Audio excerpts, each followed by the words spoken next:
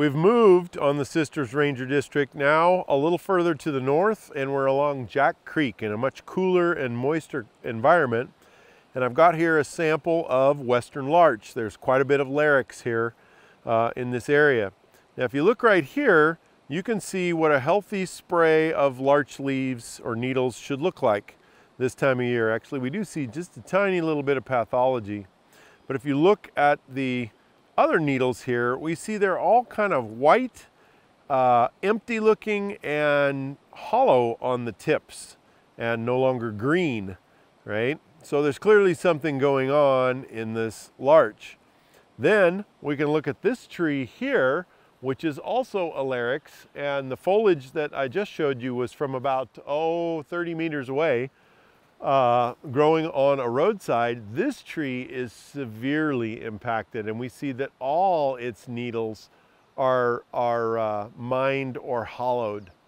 Okay, so think back to our pathogens that are defoliators in larch.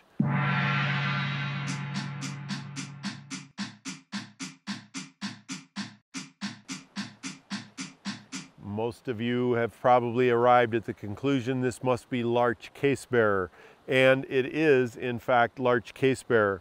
It's a moth, a lepidopteran, who feeds on newly emerging larch needles from the inside. So the eggs are laid last year.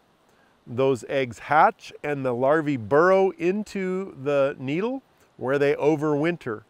Then in the spring, as these needles bundles start to elongate, they mine inside the needle until they are too big, and then they will cut a needle loose and wear it as a shell or a case, hence the name larch casebearer.